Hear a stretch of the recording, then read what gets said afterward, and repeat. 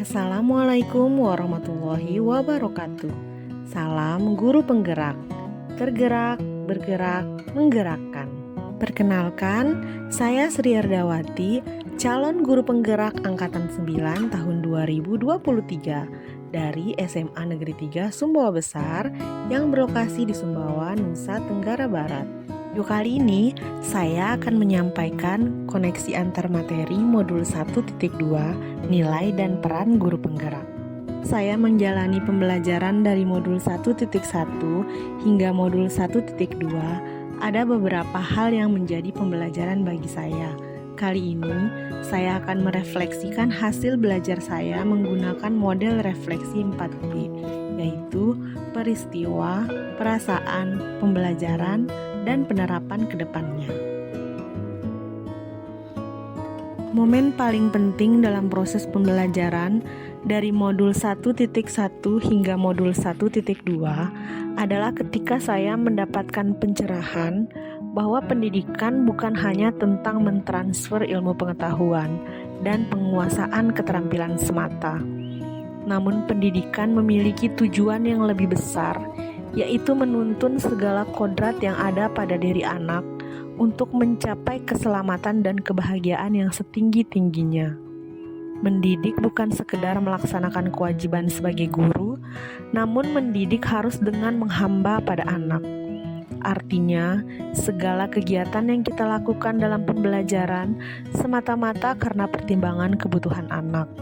Dan untuk memberikan pelayanan terbaik pada anak-anak kita sebagai pendidik harus memiliki nilai-nilai antara lain berpihak pada murid, mandiri, reflektif, kolaboratif, dan inovatif.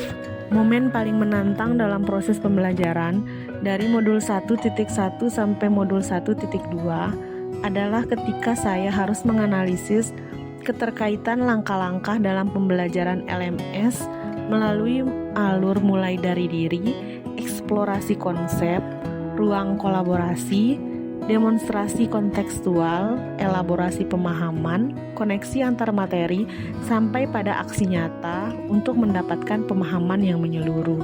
Alur ini menuntun saya menuju pemahaman yang lebih mendalam tentang filosofi pendidikan Ki Hajar Dewantara, serta nilai dan peran guru penggerak sebagai agen perubahan.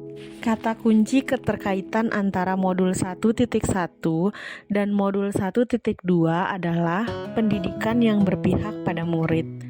Pada modul 1.1, saya disadarkan tentang fungsi saya sebagai pendidik untuk mencapai tujuan pendidikan yang diisyaratkan oleh Ki Hajar Dewantara. Sedangkan pada modul 1.2, saya dituntun untuk menemukan nilai-nilai dalam diri saya dan mengaitkannya dengan nilai-nilai yang harus dimiliki oleh guru penggerak dalam rangka menjalankan peran saya sebagai pemimpin pembelajaran untuk menyelenggarakan pendidikan yang berpihak pada murid. Saat momen itu terjadi, saya merasa sangat lega, bahagia, sekaligus bersyukur. Saya lega dan bahagia karena mengalami perubahan cara pandang terhadap diri saya dan anak didik saya. Perubahan ini memberikan saya semangat dan energi baru. Saya sangat bersyukur menjadi salah satu peserta dalam program guru penggerak ini. Program guru penggerak ini laksana oase di tengah tandus dan keringnya pemahaman saya akan fungsi dan tanggung jawab saya sebagai ujung tombak pendidikan.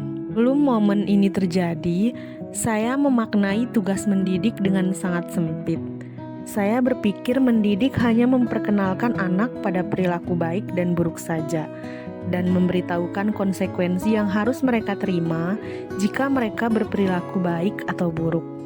Seringkali saya sebagai pendidik merasa gagal ketika anak tidak memperlihatkan perubahan perilaku seperti yang saya harapkan. Saya mempelajari modul ini, saya menyadari bahwa mendidik adalah menuntun segala kodrat yang ada pada anak. Setiap anak terlahir dengan kodrat yang masih samar-samar. Tugas saya sebagai pendidik adalah menebalkan garis samar-samar tersebut agar anak dapat memperbaiki perilakunya. Dalam modul 1.2 ini, saya belajar tentang bagaimana manusia tergerak melalui konsep cara kerja otak, 5 kebutuhan dasar dan tahap tumbuh kembang. Saya juga belajar tentang bagaimana manusia bergerak melalui teori pilihan 10 aksioma dan teori motivasi intrinsik. Dan saya juga belajar bagaimana manusia dapat menggerakkan melalui teori berpikir strategis dan diagram gunung es.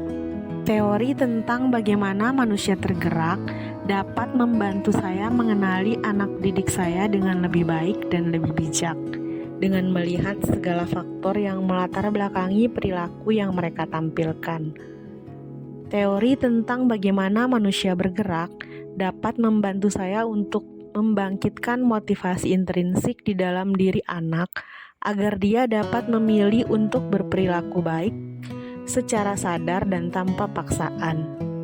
Teori tentang bagaimana manusia dapat menggerakkan membantu saya untuk dapat merancang langkah strategis untuk melakukan penguatan karakter dengan pembiasaan melalui keteladanan dan sistem atau aturan yang konsisten. Penerapan ke depan terkait dengan rencana pengembangan diri yang akan saya lakukan secara rutin untuk dapat menguatkan nilai-nilai dan peran saya sebagai guru penggerak antara lain. Untuk menguatkan nilai berpihak pada murid, saya akan melakukan hal-hal berikut antara lain. 1. Melakukan observasi awal untuk mengetahui karakteristik, minat, dan kemampuan peserta didik. Yang kedua, saya akan melibatkan peserta didik dalam perencanaan, pelaksanaan, dan evaluasi pembelajaran. Yang ketiga, saya akan melaksanakan pembelajaran dengan memperhatikan kodrat alam dan kodrat zaman pada anak. Yang keempat, saya akan melaksanakan pembelajaran yang menyenangkan, kontekstual, bermakna, dan berdiferensiasi. Untuk menguatkan nilai mandiri, saya akan aktif mengikuti kegiatan pengembangan keprofesian seperti mengikuti webinar, pelatihan mandiri maupun seminar. Dan saya akan berinisiatif untuk mengembangkan kemampuan dalam penguasaan IT secara mandiri. Misalnya, penguasaan beberapa aplikasi yang dapat membantu pembuatan media pembelajaran berbasis teknologi. Untuk menguatkan nilai reflektif, saya akan melakukan kegiatan berikut antara lain. 1. Melakukan kegiatan refleksi secara konsisten setelah kegiatan pembelajaran berlangsung. Yang kedua, saya akan meminta kritik dan saran dari rekan sejawat secara berkala mengenai kegiatan pembelajaran yang saya laksanakan. Yang ketiga, saya akan memanfaatkan hasil refleksi dan observasi untuk membuat rencana perbaikan.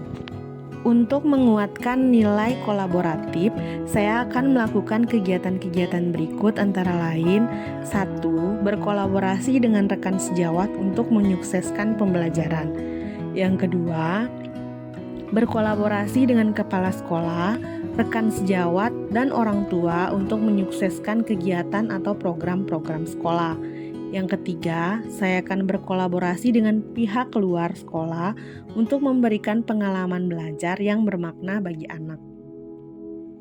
Untuk menguatkan nilai inovatif, saya akan melakukan kegiatan-kegiatan berikut antara lain. 1. Saya akan membuat media pembelajaran yang menarik dan tepat guna. 2. Saya akan merencanakan kegiatan pembelajaran yang bervariasi sesuai dengan karakteristik dan perkembangan teknologi. Yang ketiga, saya akan membantu peserta didik menemukan sumber belajar yang bervariasi. Demikian yang dapat saya sampaikan. Jadilah guru penggerak yang berpihak pada murid, mandiri, reflektif, kolaboratif, dan inovatif. Wassalamualaikum warahmatullahi wabarakatuh.